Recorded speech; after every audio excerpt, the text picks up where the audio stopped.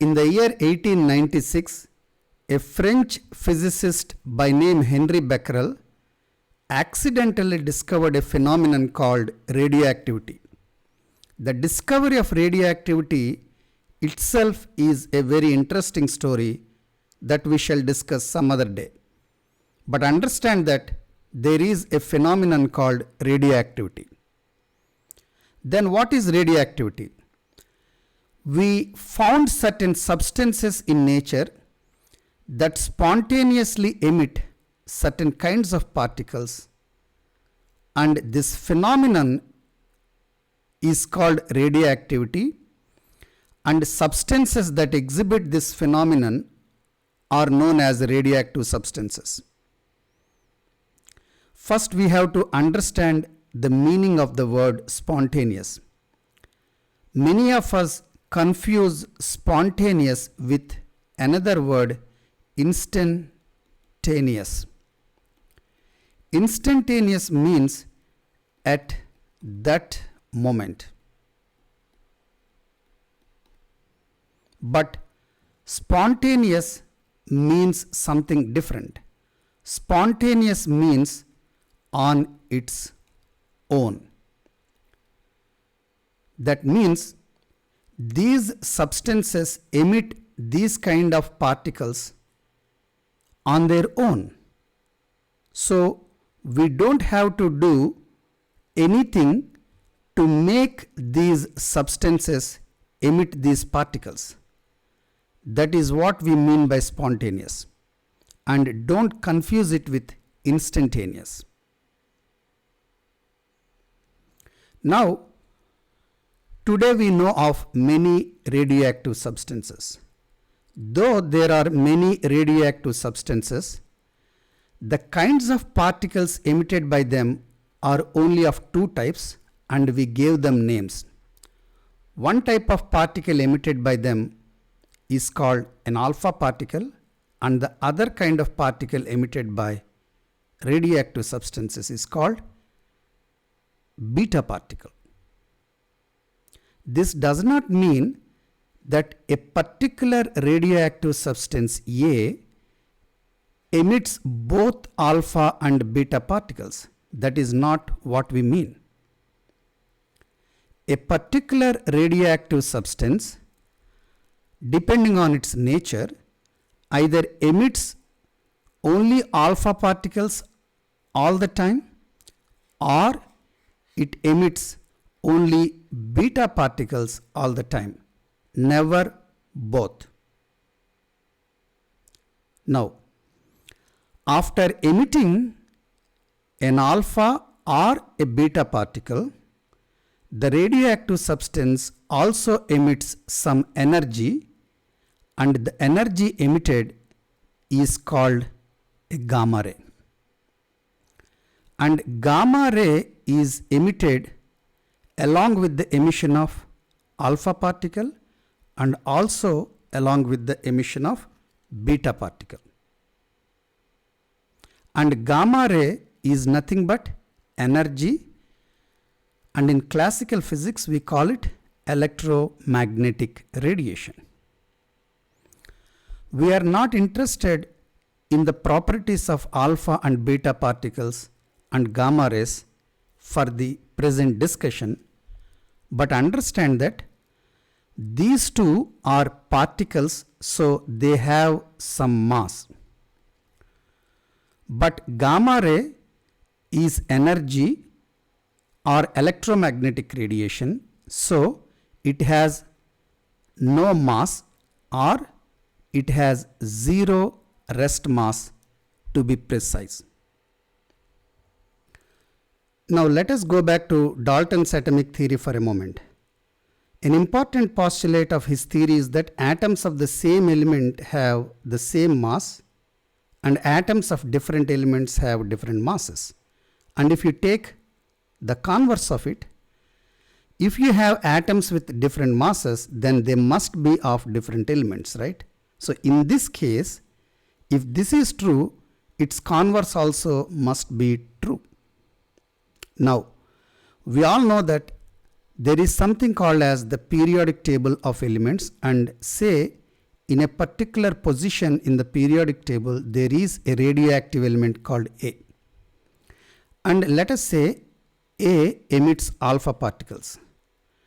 Now the interesting thing here is, after emitting alpha particles, atoms of A do not remain atoms of A.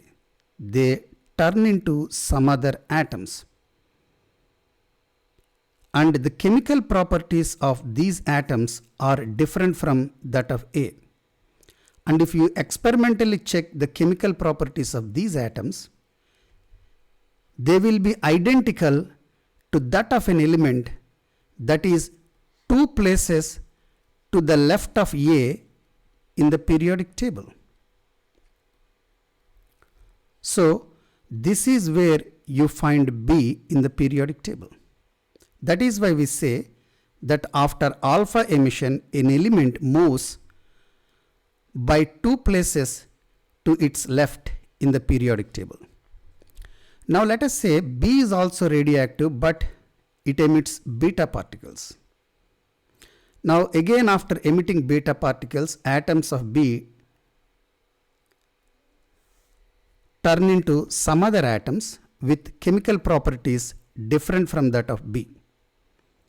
Now if you experimentally check the chemical properties of these atoms, they are identical to that of an element that is 1 place to the right of B in the periodic table. So that is why we say after beta emission, an element moves by 1 place to its right in the periodic table.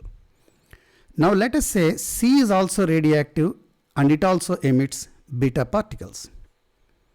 Again, after emitting beta particles, atoms of C turn into some other atoms, and the chemical properties of D would be identical to that of an element that is again 1 place to the right of C in the periodic table. Now we have an interesting situation. After 1 alpha and 2 beta emissions, we ended up with atoms that have chemical properties identical to that of the atoms that we started with. See, here A and D are in the same exact location in the periodic table because they have identical chemical properties. That's what we experimentally found. But you know that alpha and beta particles have mass. When these particles are emitted, some mass is getting kicked out of these atoms or getting removed from these atoms. So obviously these atoms of D are lighter than the atoms of A. So they have different masses. Yet they are found in the same location in the periodic table because they have identical chemical properties. And if you have atoms with different masses, according to Dalton, then they must be of different elements. So because we trusted John Dalton, we thought that A and D are in fact 2 different elements with identical chemical properties, and thereby they found the same position in the periodic table. That is why we call them isotopes. Iso means same, topos means location. These 2 elements have the same location where? In the periodic table, because they have identical chemical properties, though their atomic weights are different. Let me repeat. According to John Dalton, atoms of the same element must all have the same mass, and if you have atoms with different masses, then they must be of different elements. This indicates that an element is identified by its atomic mass or atomic weight.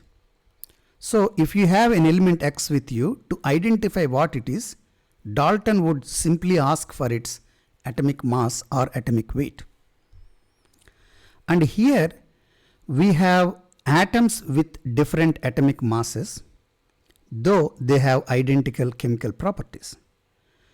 Because they have different atomic masses, and it is the atomic mass that determines what that element is.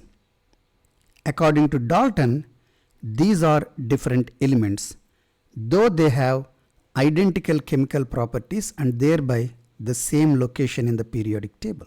So, if you take a group of isotopes, because they have different atomic masses, and because according to Dalton, atoms with different masses must be of different elements, we thought that they are different elements, though they have the same exact location in the periodic table because they have identical chemical properties. So initially we thought that isotopes are different elements with identical chemical properties. This is because we trusted John Dalton. But the chemical properties of isotopes within a group of isotopes are so identical that it is impossible to separate them by chemical reactions. So, if I give you a mixture of these two isotopes that I am calling A and D, you cannot separate them by using chemical reactions. See, to be able to separate them by using chemical reactions, there must be some difference in their chemical properties, right? Then you would exploit that difference to separate them. Say for example, if this isotope has a chemical reaction with nitric acid and this does not have a chemical reaction with nitric acid, then you would exploit this difference to separate these two isotopes within this group. But there are no such differences in their chemical properties. So it is impossible to separate isotopes by using chemical methods. You have to separate them by using a difference in their mass. That is by physical methods. So we thought isotopes are different elements because we trusted John Dalton. But a little later, we discovered another property of an atom that is called atomic number.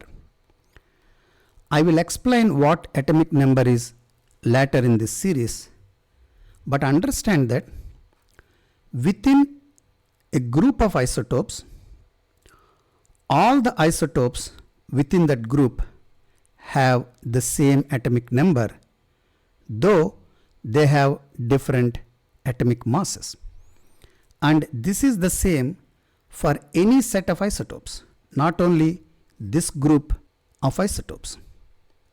So from this, what do you understand? All the isotopes have identical chemical properties and they all have the same atomic number, but they have different atomic masses.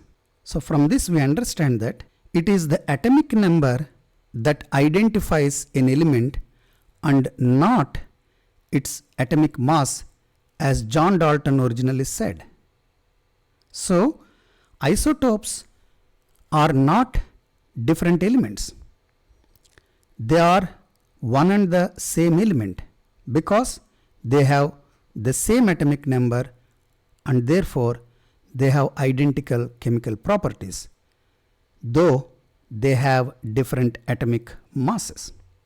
So our understanding of isotopes has changed with atomic number. So isotopes are atoms of the same element with different masses. So the discovery of isotopes proves that atoms of a given element can have different masses. They all need not have the same mass. And they have identical chemical properties because they have the same atomic number. It is the atomic number of the atom that determines what that element is and its chemical properties. Therefore, The discovery of isotopes proves that this postulate of John Dalton was indeed wrong. That is, atoms of the same element have the same mass. Today, we know that there are many elements that have more than one isotope. Hydrogen has 3 naturally occurring isotopes. Oxygen has 3 naturally occurring isotopes. Don't worry about these numbers. I will explain them later in this series, but understand that they have different masses. Carbon has 3 naturally occurring isotopes. Uranium has 3 naturally occurring isotopes. And there are many other elements that have multiple naturally occurring isotopes. Of course, there are some elements like sodium, fluorine, etc. that are monoisotopic. That means they have only one naturally occurring isotope. There are many such elements. I have listed a few here. You don't have to memorize them. Just understand that there are some monoisotopic elements. Now, if you take a sample of an element that has multiple naturally occurring isotopes from any natural source, it always contains all the naturally occurring isotopes of that element. This is very interesting. You take a sample of hydrogen from any natural source, that sample always contains all the naturally occurring isotopes of hydrogen. There is no naturally occurring isotope of hydrogen that is missing in any natural sample of hydrogen. And same is the case with any other element. What is a natural source of oxygen? Air, right? So, the oxygen that I am breathing sitting in one part of the world contains all these 3 isotopes of oxygen. That means I am breathing all the 3 isotopes of oxygen. And you sitting in a different part of the world are also breathing all the 3 isotopes of oxygen, because air anywhere in the world contains all the 3 isotopes of oxygen. And same is the case with every other element that has multiple naturally occurring isotopes. Now let us consider this simple chemical reaction between hydrogen and oxygen in the formation of water.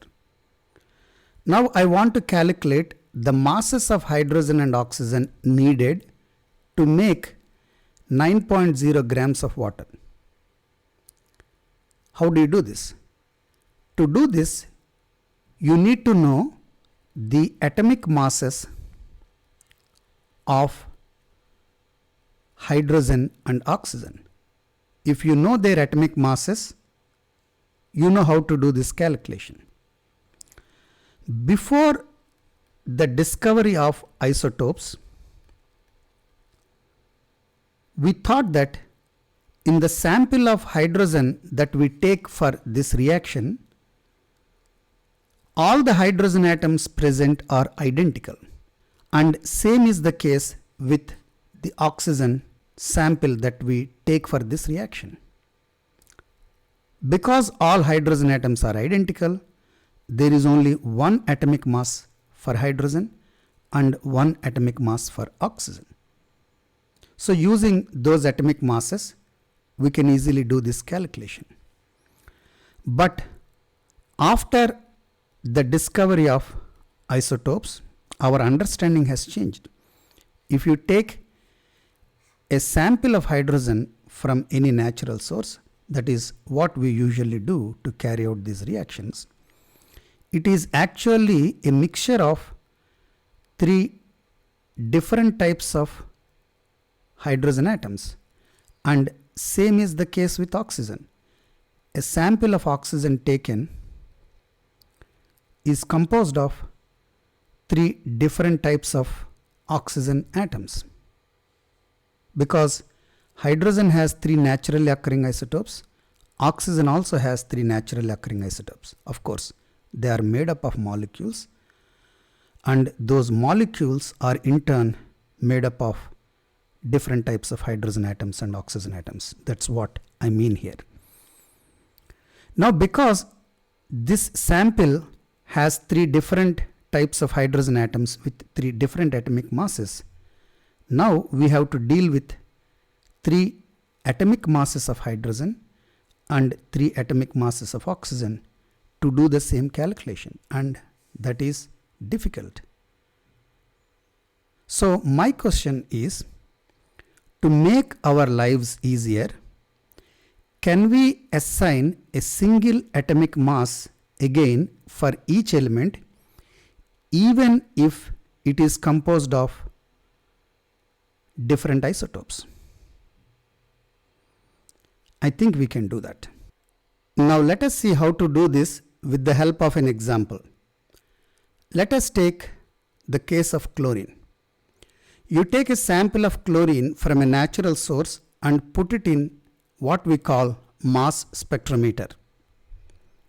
Mass spectrometer identifies all the isotopes present in that sample, and chlorine has 3 naturally occurring isotopes.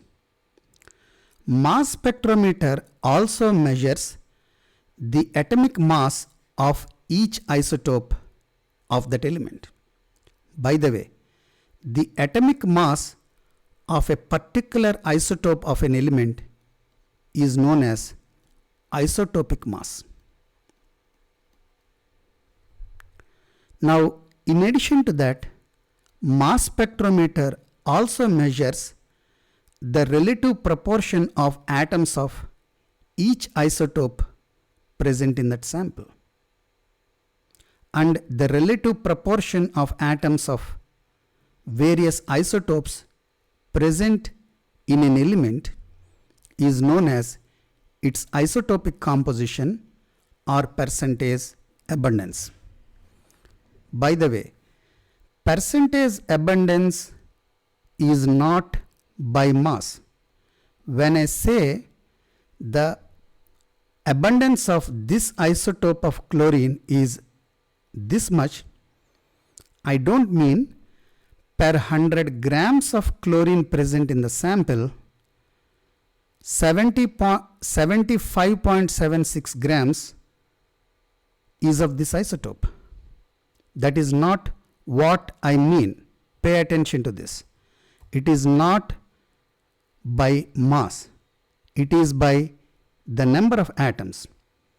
That is, per 100 chlorine atoms present in this sample, so many chlorine atoms are of this isotope, so many chlorine atoms are of this isotope, and the rest are of this isotope. That is what I mean.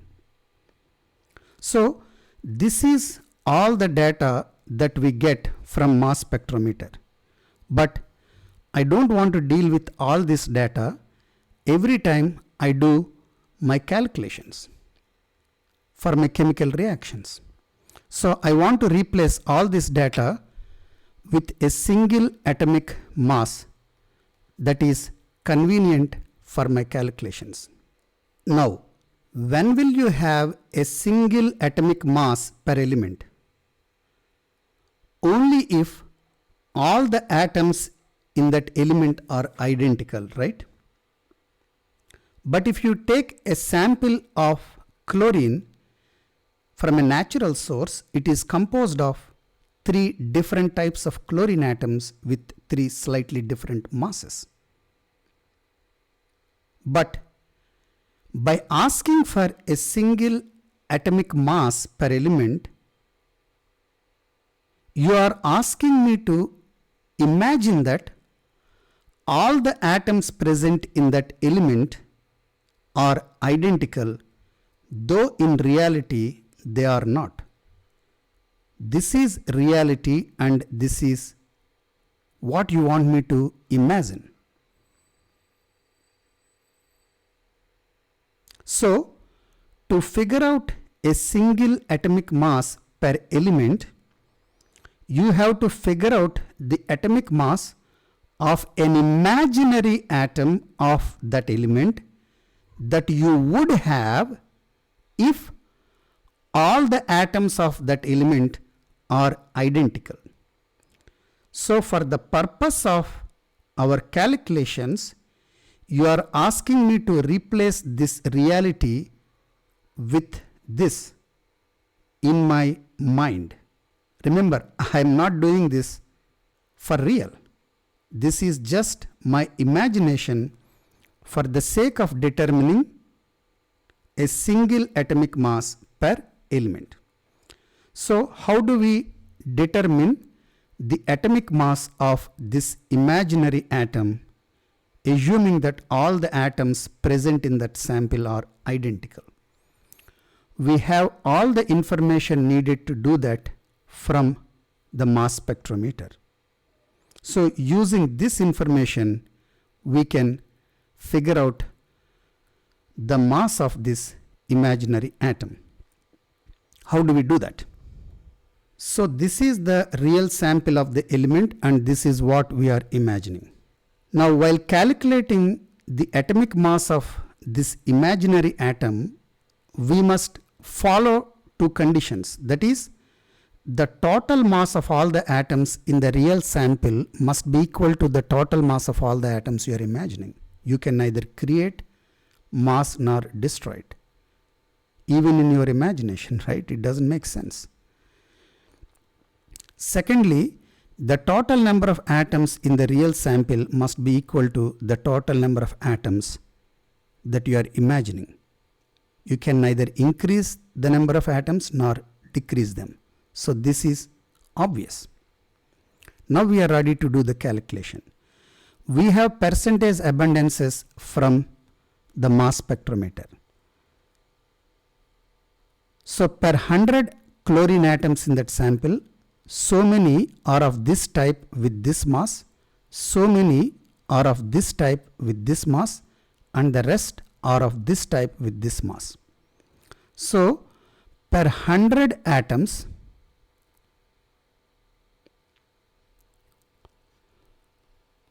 what will be the total mass in the real sample? You have to multiply the isotopic mass with its percentage abundance, right? Is it 75.76? Because per 100 atoms, so many are there each with this mass. To get the total mass, you have to multiply these two. That is obvious. So 75.76 plus 36.0 U times 0, because their contribution is negligible. It is present, but we can ignore it for our calculation. And so many atoms are there with this mass. So 37.0 U times 24.24. So this is the total mass per 100 chlorine atoms in the real sample. Then it must be equal to the total mass per 100 atoms in your imagination also. Let us say the mass of this imaginary atom is A. Then what will be the total mass of 100 such atoms? 100 times A, right? Because they are all identical, the total mass would be 100 times A. Then what will be the expression for A? This whole thing, that is 35.0 U times 75.76 plus 0 plus 37.0 U times 24.24 over 100. And upon simplification, I think you would get a value of 35.48 or something, right? So this is the mass of an imaginary chlorine atom that you would have if all the chlorine atoms present in that sample are identical. And this is what we call the atomic mass of chlorine.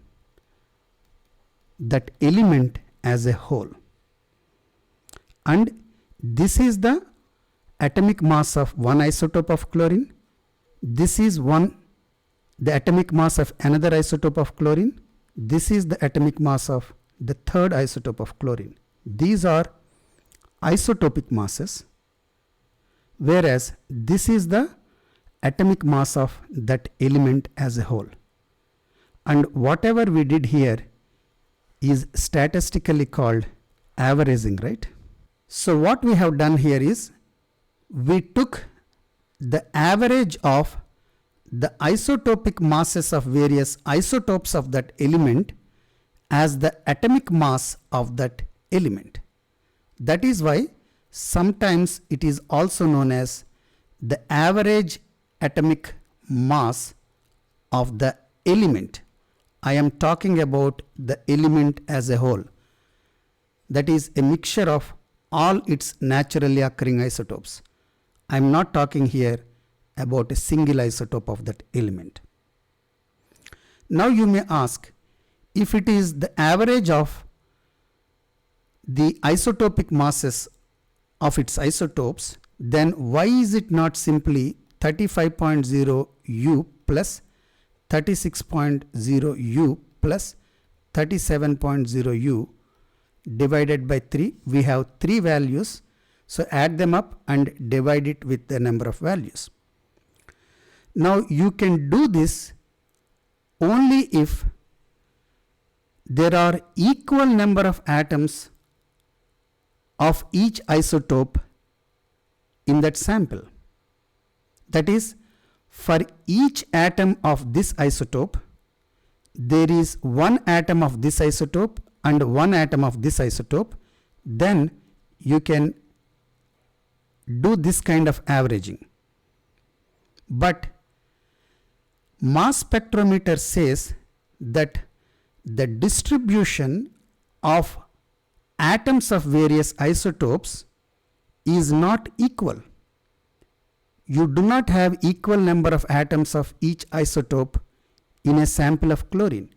You have way more of this type and negligible number of chlorine atoms of this type. So because the distribution is not equal, you cannot calculate this kind of average. So to get the correct average, you must take into account their isotopic abundance, that is the distribution of atoms of various isotopes in that sample. An average calculated taking into the distribution of the values is called weighted average. So the average atomic mass of the element that we calculated here is the weighted average of their isotopic masses. That is calculated using their isotopic abundances into account. So don't do this mistake. Now, if you have to come up with a formula for the average atomic mass of the element, or simply the atomic mass of the element, because atomic mass of an element is always a weighted average of its isotopic masses. So you can omit this word average when you are talking about the atomic mass of an element. So how do you come up with a formula for the atomic mass of an element? Let us say some element X has many isotopes and their isotopic masses are A1, A2, A3, etc. and their percentage abundances are P1, P2, P3 respectively. Then the atomic mass of the element would be A1 times P1 plus A2 times P2 plus A3 times P3 plus so on over 100, right? Because these are percentages, if you add them up all, you must get 100. So this is the formula for the atomic mass of an element. Now let us work out another simple example. Here we have carbon that has 3 naturally occurring isotopes, and here are their abundances, and we have to calculate the atomic mass of carbon. Here I am talking about the element carbon, not a specific isotope of carbon. So I am asked to calculate the weighted average of all these isotopic masses. So how do I do that? The atomic mass of carbon would be, you have to multiply each of this isotopic mass with its isotopic abundance. That would be 12 times 98.9 plus 13.00335 times 1.06 plus 14.00324 times 0.04 U over, because these are percentage abundances, when you add them up you would get 100. So divide it with 100.